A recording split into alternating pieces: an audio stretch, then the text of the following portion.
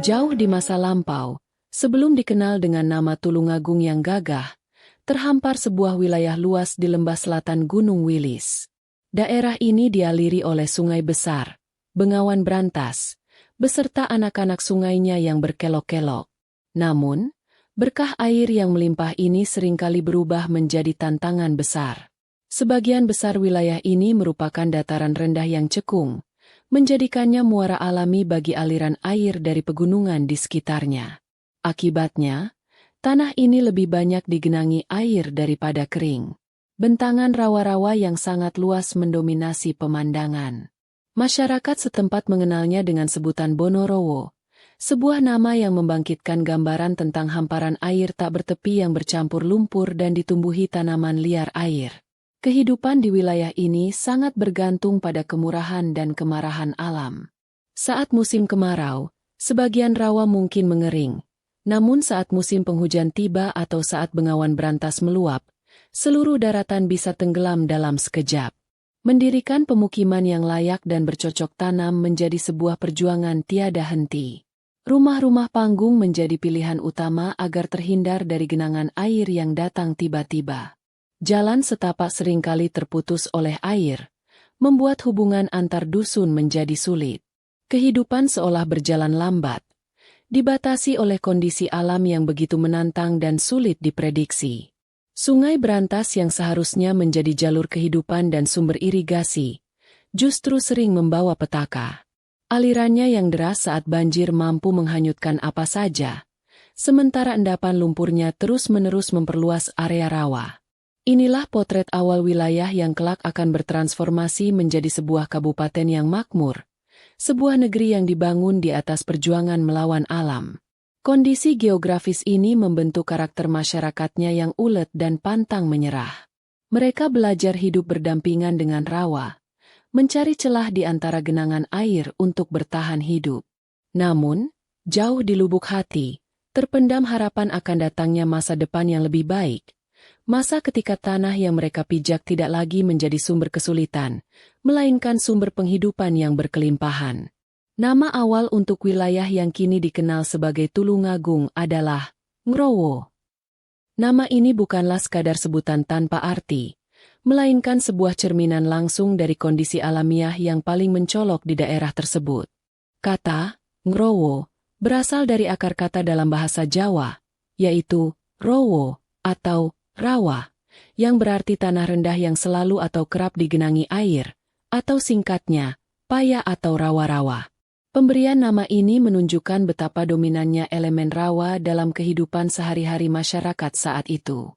Nama Ngrowo seolah menjadi identitas yang melekat erat dengan kesulitan dan tantangan. Ketika orang menyebut Ngrowo, yang terbayang adalah hamparan Bonorowo yang luas, genangan air yang tak kunjung surut, dan perjuangan penduduknya untuk bertahan hidup. Nama ini adalah pengingat konstan akan kondisi geografis yang menjadi faktor penentu utama dalam segala aspek kehidupan di wilayah tersebut, mulai dari pola pemukiman, mata pencaharian, hingga sistem transportasi. Penggunaan nama Ngrowo diperkirakan telah berlangsung lama, mungkin sejak era kerajaan-kerajaan kuno di Jawa Timur. Wilayah ini, meskipun subur karena endapan vulkanik dan aliran sungai, potensinya terhambat oleh masalah hidrologi yang parah. Para penguasa di masa lalu mungkin melihat Ngrowo sebagai daerah pinggiran yang sulit dikelola, meskipun secara strategis terletak di jalur penting aliran sungai Brantas. Nama ini juga mengandung nuansa kepasrahan pada kondisi alam. Masyarakat hidup dalam realitas bahwa mereka tinggal di tanah rawa. Namun, di balik kepasrahan itu, tersimpan pula benih-benih keinginan untuk berubah. Nama Ngrowo, meskipun akurat secara deskriptif, membawa beban konotasi negatif sebagai daerah yang terbelakang dan penuh hambatan. Oleh karena itu, nama Ngrowo tidak hanya sekadar label geografis. Ia adalah saksi bisu dari masa-masa sulit, masa ketika air yang seharusnya menjadi sumber kehidupan justru menjadi penghalang utama kemajuan. Nama ini akan menjadi latar belakang penting untuk memahami betapa besar makna perubahan nama yang terjadi di kemudian hari, sebuah perubahan yang menandai era baru penuh harapan. Rawa Bonorowo, jantung dari wilayah Ngrowo, bukanlah sekadar genangan air biasa. Ia adalah sumber dari berbagai kesulitan dan bencana yang menguji kesabaran penduduknya dari generasi ke generasi. Luasnya yang mencapai ribuan hektar menjadikannya momok yang menakutkan, terutama ketika musim penghujan tiba. Luapan sungai berantas dan anak-anak sungainya dengan mudah mengubah Bonorowo menjadi lautan lumpur yang menenggelamkan apa saja. Bencana banjir menjadi langganan tahunan. Sawah-sawah yang susah payah ditanami padi seringkali ludes diterjang air bah sebelum sempat dipanen. Kegagalan panen berarti ancaman kelaparan bagi penduduk. Ternak pun tak luput dari bahaya. Banyak yang mati karena terjebak banjir atau terserang penyakit akibat kondisi lingkungan yang lembab dan kotor. Kehidupan ekonomi masyarakat menjadi sangat rentan dan tidak pasti. Selain merusak pertanian, Bonorowo juga menjadi sarang penyakit. Genangan air yang luas merupakan tempat berkembang biak yang ideal bagi nyamuk penyebar malaria dan demam berdarah. Penyakit kulit dan penyakit perut akibat sanitasi yang buruk juga kerap mewabah, menambah penderitaan penduduk yang sudah hidup dalam keterbatasan. Tingkat kesehatan masyarakat rendah, dan angka kematian bayi mungkin cukup tinggi pada masa itu. Transportasi dan komunikasi antar wilayah menjadi sangat terhambat. Jalan-jalan darat seringkali terputus atau berubah menjadi kubangan lumpur yang sulit dilalui. Perahu atau getek menjadi moda transportasi utama, namun jangkauannya terbatas dan memakan waktu lama. Isolasi antar dusun membuat perkembangan sosial dan ekonomi berjalan sangat lambat. Wilayah Ngrowo seolah terkurung oleh rawa-rawanya sendiri. Kesulitan ini berlangsung selama berabad-abad, membentuk mentalitas masyarakat yang tangguh namun juga penuh kehati-hatian. Mereka harus terus beradaptasi dengan lingkungan yang keras. Kisah-kisah tentang perjuangan melawan banjir, usaha mencari lahan kering untuk bercocok tanam, dan harapan akan datangnya pertolongan menjadi bagian dari cerita tutur yang diwariskan turun-temurun. Bonorowo adalah ujian kesabaran yang nyata bagi masyarakat Ngrowo. Meskipun hidup dalam kepungan rawa yang menyulitkan, semangat manusia untuk memperbaiki nasib tidak pernah padam. Masyarakat Ngrowo, bersama para pemimpin lokal mereka, tidak tinggal diam menghadapi tantangan Bonorowo. Kesadaran bahwa rawa tersebut adalah sumber utama kesulitan mendorong munculnya berbagai ikhtiar atau usaha untuk menaklukkannya, meskipun dalam skala yang mungkin terbatas pada awalnya. Didorong oleh kebutuhan dasar untuk bertahan hidup dan keinginan akan kehidupan yang lebih baik, penduduk mulai melakukan upaya-upaya sederhana. Mereka mungkin membangun tanggul-tanggul kecil di sekitar pemukiman atau lahan pertanian mereka untuk menahan luapan air. Saluran-saluran air sederhana mungkin digali secara gotong royong untuk mencoba mengalirkan sebagian air dari genangan ke sungai. Para pemimpin lokal atau nayaka pada masa itu, meskipun dengan sumber daya dan teknologi yang terbatas, kemungkinan besar juga memikirkan cara untuk mengatasi masalah ini. Mungkin ada perintah untuk kerja bakti massal membersihkan jalur air atau meninggikan tanah di area pemukiman. Meski hasilnya belum mampu mengatasi skala masalah Bonorowo yang begitu besar, upaya-upaya ini menunjukkan adanya kesadaran kolektif dan keinginan kuat untuk berubah. Dorongan untuk mengelola wilayah Ngrowo secara lebih efektif juga bisa datang dari kekuasaan yang lebih tinggi, seperti Kerajaan Mataram Islam yang pengaruhnya mulai mencapai wilayah ini. Para penguasa kerajaan tentu berkepentingan agar wilayah kekuasaannya dapat memberikan hasil bumi yang optimal dan mudah dikelola. Masalah Bonorowo yang menghambat produktivitas dan administrasi menjadi perhatian yang perlu dicarikan solusinya. Upaya-upaya awal ini, meskipun belum membawa perubahan drastis, menjadi fondasi penting.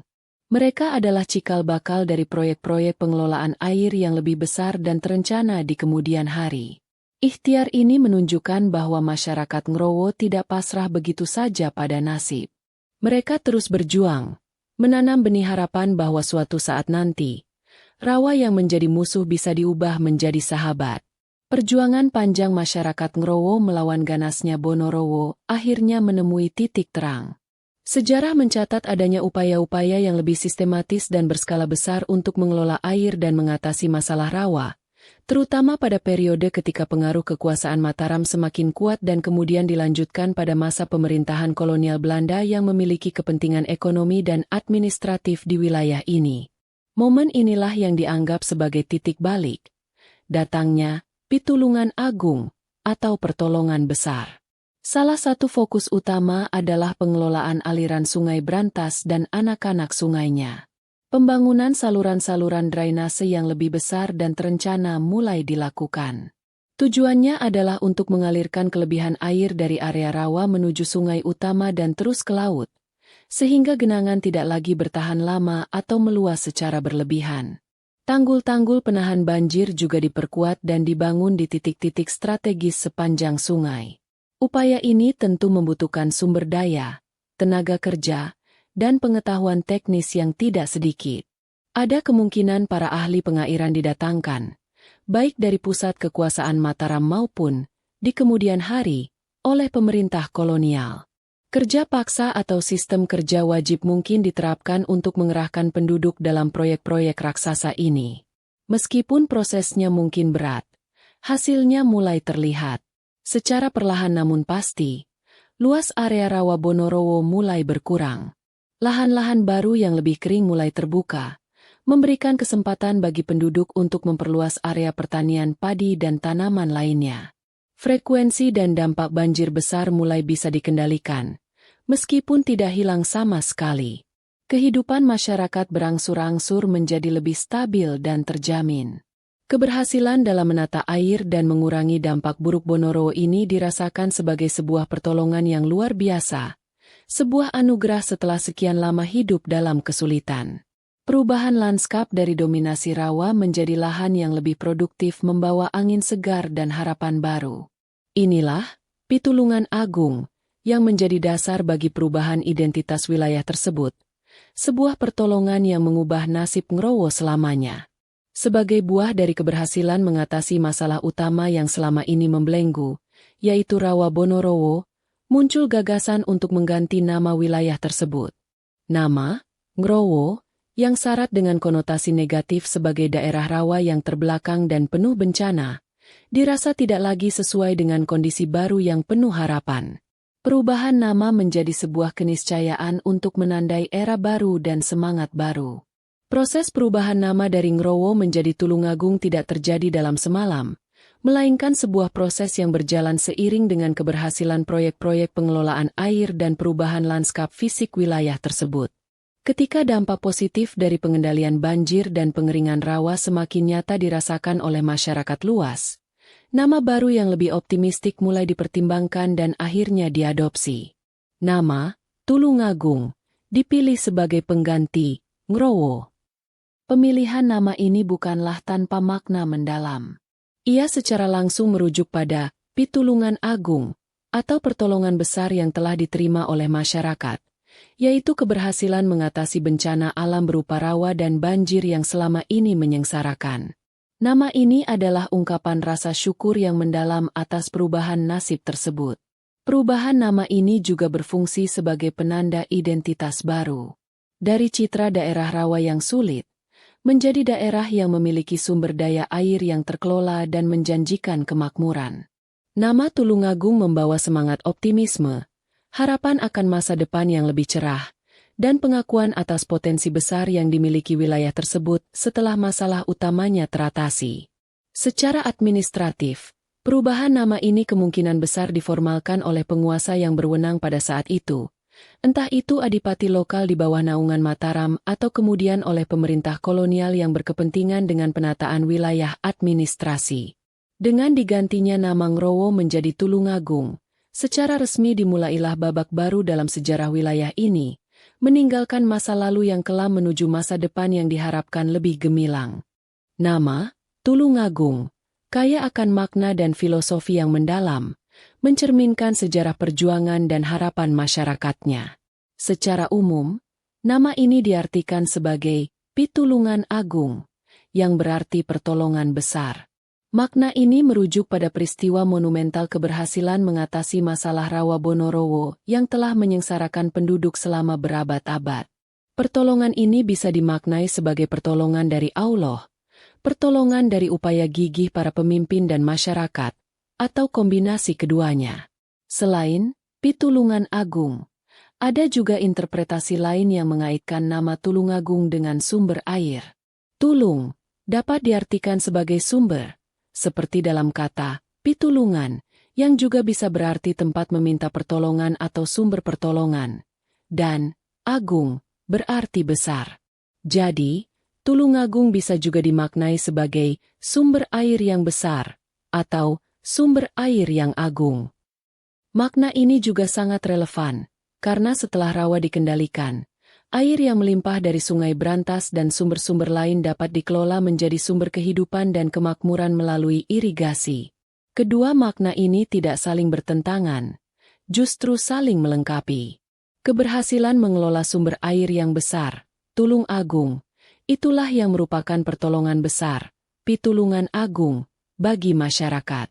Nama ini menjadi simbol transformasi, dari air sebagai sumber bencana, di era Ngrowo, menjadi air sebagai sumber kehidupan dan harapan, di era Tulungagung.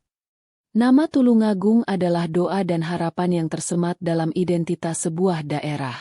Ia mengandung rasa syukur atas lepasnya dari kesulitan masa lalu, sekaligus optimisme akan potensi masa depan yang lebih baik.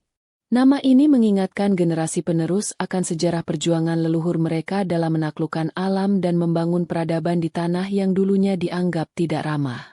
Setiap kali nama Tulungagung disebut, tersirat di dalamnya kisah tentang ketangguhan, kerja keras, rasa syukur, dan harapan. Nama ini menjadi sumber kebanggaan bagi masyarakatnya. Sebuah nama yang lahir dari rahim perjuangan dan dibesarkan oleh harapan akan kemakmuran yang bersumber dari pengelolaan karunia alam dengan bijaksana.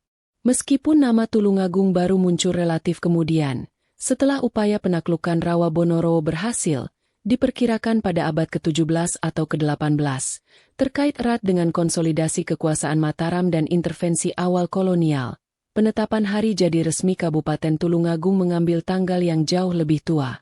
Pemerintah Kabupaten Tulungagung menetapkan tanggal 18 November 1205 sebagai hari jadinya. Tanggal ini bukanlah tanggal perubahan nama dari Ngrowo menjadi Tulungagung. Penetapan tanggal 18 November 1205 didasarkan pada ditemukannya prasasti Lawadan, juga dikenal sebagai prasasti Boyolangu, yang berangkat tahun 1127 Saka atau 1205 Masehi. Prasasti ini ditemukan di wilayah Tulungagung dan dikeluarkan oleh Raja Daha, Kadiri, terakhir, Kertajaya, dikenal juga dengan nama Srengga. Isi prasasti tersebut adalah pemberian status sima, tanah perdikan atau bebas pajak, kepada rakyat Tani Lawadan atas jasa dan kesetiaan mereka kepada raja saat terjadi serangan musuh dari timur. Pemilihan tanggal dari prasasti Lawadan sebagai hari jadi Tulungagung memiliki makna simbolis yang penting. Ini adalah upaya untuk menelusuri jejak sejarah pemerintahan dan eksistensi komunitas yang terorganisir di wilayah Tulungagung, hingga ke masa kerajaan-kerajaan kuno di Jawa Timur. Prasasti ini menjadi bukti tertulis tertua yang ditemukan di wilayah tersebut mengenai adanya sebuah komunitas masyarakat yang mendapat pengakuan dan hak istimewa dari raja yang berkuasa. Dengan demikian, hari jadi 18 November 1205 tidak menandai lahirnya nama Tulungagung, melainkan menandai tonggak sejarah penting dalam perkembangan komunitas dan pemerintahan di wilayah yang kelak akan dikenal sebagai Tulungagung. Ini adalah cara untuk menghubungkan sejarah modern kabupaten dengan akar sejarahnya yang panjang di masa lalu, menunjukkan bahwa wilayah ini telah memiliki peran dan signifikansi sejak zaman Kerajaan Kadiri. Keputusan ini memberikan kedalaman historis bagi Kabupaten Tulungagung. Meskipun nama dan bentuk administratifnya relatif baru, wilayah ini telah menjadi bagian dari panggung sejarah Jawa Timur selama berabad-abad. Penetapan hari jadi berdasarkan prasasti Lawadan adalah bentuk penghormatan terhadap warisan sejarah dan legitimasi atas eksistensi Tulungagung sebagai sebuah entitas yang berakar kuat dalam peradaban Nusantara. Demikianlah kisah ini diceritakan. Segala kebenaran detailnya kita kembalikan kepada Allah, Tuhan pemilik kisah kehidupan.